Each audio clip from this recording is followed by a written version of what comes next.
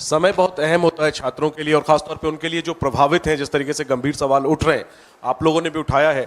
तो supreme court monitored जांच की मांग आपने की है, क्या कोई टाइमलाइन आप लोग अपनी तरफ से चाहते हैं कि इतने दिनों में ये जांच पूरी हो और इसको लेकर के स्थिति स्पष्ट हो? अगर दोबारा परीक्षा करवानी होगी तो उसमें भी काफी समय लगेगा, इस पर आप कुछ कहना चाहेंगे? जैसा कि आप पढ़े लिखे आदमी हैं, खुद ही एग्ज़ाम दिए हैं, तो आपको तो मालूम है। तो अब सब लोग यहाँ पढ़े लिखे लोग हैं, एग्ज़ाम देते रहे हैं। ये जो वक्त है, ये एग्ज़ाम का रिजल्ट आने का वक्त है और जुलाई से लगभग देश में हर कोर्स का नया सेशन शुरू हो जाता है। हम खुद पढ़े लिखे हैं तो हमको अनुभव है। हमको लगता है कि इसको जल्द से जल्द करना पड़ेगा, क्योंकि अगर इसको जल्द से जल्द नहीं करेंगे तो फिर सेशन लैप्स कर जाएगा। और ख़ास करके हम बिहार से पढ़ के आए हैं, तो हमारे यहाँ ग्रेजुएशन जो है 3 साल का 5 साल में होता है। इसी चक्कर में कि सेशन जो है मान लीजिए 7-10 का है, जुलाई से पहले रिजल्ट नहीं आया तो 10 से 12 का जो एमए का सेशन है उसमें एडमिशन नहीं हो पाएगा। तो समय बहुत महत्वपूर्ण है। इसीलिए इस बात की गंभीरता को समझते हुए इमीडिएटली हम लोग इस सवाल को उठाए हैं और सिरे से आउटराइटली री एग्ज़ाम की बात नहीं कर रहे हैं। हम भी उस वक्त की नज़ाकत को समझते हुए ही यह बात कह रहे हैं, लेकिन जो लोगों की शिकायत है उसको इमीडिएटली जो है उसको एड्रेस किया जाए। और सुप्रीम कोर्ट अगर चाह लेगी तो बताइए, रात को 12 बजे जो है कोर्ट खोल करके लोगों को बेल दिया जा सकता है, तो क्या इस देश के बच्चों के भविष्य के लिए जो है तुरंत जांच नहीं हो सकती है? इसके लिए तो बस इच्छा शक्ति की ज़रूरत है और प्रायोरिटी की ज़रूरत है। अब प्रायोरिटी डेमोक्रेसी की अगर सिर्फ यही है कि जो है कौन किधर आया, कौन किधर गया, कौन किसको समर्थन दिया, कौन किसको समर्थन नहीं दिया, अगर यही शोरगुल चलता रहेगा, और मैं इसीलिए टाइमिंग पे सवाल उठा रहा हूँ कि जानबूझ करके 14 का रिजल्ट 4 को निकाला गया है। पता है कि 4 को जो है देश में इतना बड़ा चुनाव हुआ है, पूरा देश जो है उस डिस्कशन में बिजी हो जाएगा। 4 तो छोड़िए, देश तो 1 तारीख से ही बिजी हो गया था। एग्जिट पोल पे ही जो है डांस ऑफ डेमोक्रेसी हो रहा था। तो अभी भी जो है वही चल रहा है, तो हेडलाइन में इसको जो है प्राथमिकता मिलेगी नहीं। लेकिन हम कहते हैं कि डेमोक्रेसी तो लोगों से ही बनता है ना, और हम सबका, आपका, हमारा, सबका भविष्य तो हमारे बच्चों से है। अगर हमारे बच्चे परीक्षा के दबाव में आकर के, जिसमें उनकी कोई गलती नहीं है, आत्महत्या कर रहे हैं, इससे दर्दनाक बात क्या हो सकता है? और इससे ज़्यादा ज़रूरी बात भी कुछ नहीं हो सकता है।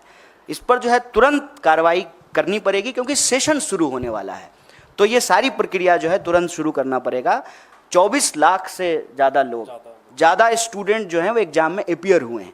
इसीलिए हम कह रहे हैं कि इमीडिएटली री एग्ज़ाम करने में प्रॉब्लम हो सकता है, लेकिन जिनके इशूज हैं, जिनके कंसर्न हैं, उसको इमीडिएटली जो है एनटीए एड्रेस करे और साइमल्टेनियसली जो है सुप्रीम कोर्ट की निगरानी में जांच हो, क्योंकि मामला इस साल का नहीं है और मामला सिर्फ एक एग्ज़ाम का नहीं है। इसको समझने की ज़रूरत है।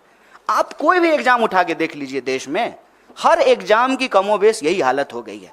आप देखिए कि ग्रुप डी का भी अगर एग्ज़ाम होता है रेलवे का, तो रेल में चढ़ने के लिए, ट्रेन में चढ़ने के लिए जगह नहीं होती है।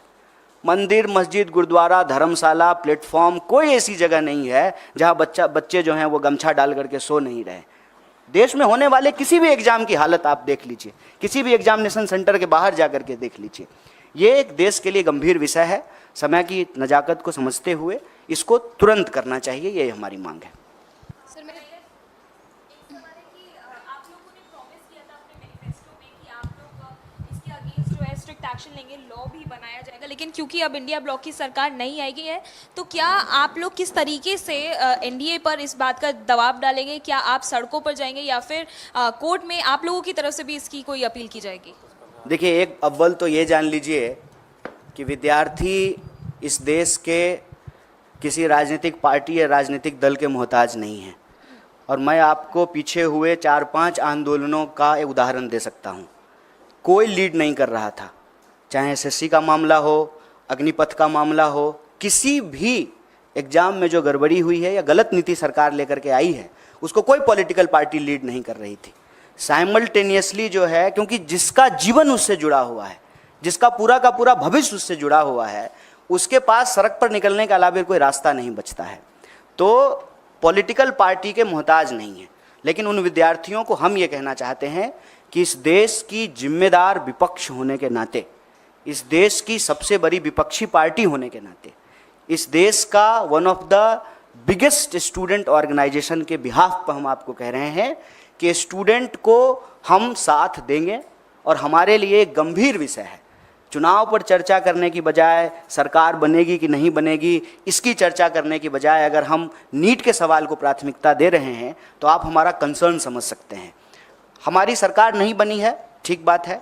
हमारी सरकार अगर बनी होती तो ये प्रेस कॉन्फ्रेंस करने की ज़रूरत ही नहीं पड़ती। हम प्रेस कॉन्फ्रेंस तो इसीलिए किए हैं ना कि आप लोगों के माध्यम से हमारी बात सरकार तक पहुँचे और हम इस देश के विद्यार्थियों के बिहाफ पर जो उनके डिमांड हैं वो सरकार तक पहुंचाने की जोरदार तरीके से कोशिश कर रहे हैं।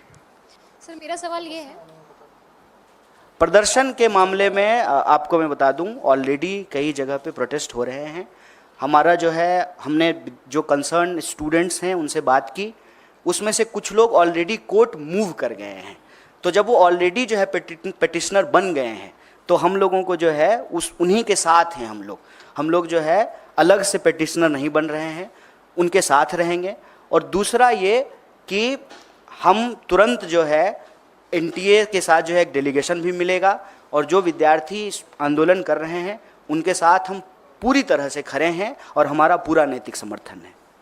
सर लगातार जिस तरीके से नीट के एग्जाम में हम देख रहे हैं गड़बड़ी हुई है, इसमें बहुत सारे ऐसे बच्चे हैं जिनके पास टाइमिंग का इशू रहा होगा, जो एग्जाम के लिए अपीयर किए होंगे, काफ़ी सालों से भी कर रहे होंगे, तो उनकी भी कुछ मांगे होंगी, उसके लिए आप क्या कुछ कहना चाहेंगे? देखिए, वैसे आप अगर इस देश में परीक्षा संबंधित किसी धांधली या गड़बड़ी को देखेंगे तो कंसर्न समूह बन जाते हैं, क्योंकि हम लोग तो एक एग्ज़ाम की बात करते हैं, लेकिन जब रियल ग्राउंड पे जा कर के अपीयर होने वाले स्टूडेंट को देखेंगे, ग्रुप और क्राइटेरिया को देखेंगे, तो अलग अलग तरह की जो है वस्तु स्थिति उत्पन्न हो जाती है। मान लीजिए जिनका लास्ट अटेम्प्ट है या जिनका एज का बात है, तो उनका रहता है कि हम री एग्ज़ाम कराएं। हम इसको लेकर के अपनी तरफ से कोई बात नहीं कह रहे हैं, जो विद्यार्थियों की तरफ से मांग आ रही है उसी को रीइटरेट कर रहे हैं। पहला, इमीडिएटली जो है रिड्रेसल हो, जो भी इशूज आ रहे हैं उसको। दूसरा, इसकी जो है एक निष्पक्ष जांच हो। और तीसरा कि अगर ये पाया जाता है कि इसमें गड़बड़ी हो तो री एग्ज़ाम हो। इसके 3 स्टेप्स जो है हम लोग ले रहे हैं। और वो जो इशूज हैं आपके, उसको संबंध में भी आपको बता दें कि एक बार अगर सरकार बात को मानने के लिए तैयार होती है तो एज क्राइटेरिया को भी रिलैक्सेशन दिया जाता है और अटेम्प्ट का भी जो है रिलैक्सेशन दिया जाता है। मैं आपके सामने यूपीएससी का ही एग्जाम्पल देता हूँ। जब सीसेट लागू किया गया था उस वक्त कांग्रेस पार्टी की ही सरकार थी, उसकी वजह से जो है ये प्रॉब्लम क्रिएट हुआ था और फिर सरकार ने जो है अटेम्प्ट का और एज का रिलैक्सेशन दिया था। सरकार ही तो हर नियम कानून बनाती है ना। सरकार अगर कंसर्न है विद्यार्थियों के भविष्य को लेकर के तो वो जो है अटेम्प्ट का भी रिलैक्सेशन दे सकती है, एज का भी रिलैक्सेशन दे सकती है। कन्हैया जी, टीडीपी ने कहा है कि मुस्लिम आरक्षण जारी रहेगा। चुनाव में आपने देखा होगा कि इसको अभी किस तरीके से नीट पे बात कर लेते हैं। हालांकि ये सवाल जो है ना प्रधानमंत्री जी से पूछना चाहिए कि जो अपने भाषणों में सबसे ज़्यादा इस बात को बोले हैं और उससे ठीक कॉन्ट्राडिक्टरी बात करने वाली पार्टियां उनके साथ है। सिर्फ टीडीपी की बात नहीं है, जेडीयू भी है, वही पोजीशन है, टीडीपी भी है, जेडीएस भी है। इनफैक्ट आपको मालूम है कि कर्नाटक में जो है जेडीएस ने ही सबसे पहले इसकी शुरुआत की थी। तो ये सवाल मेरे ख्याल से भाजपा के प्रवक्ता और आदरणीय प्रधानमंत्री जी से पूछा जाना चाहिए।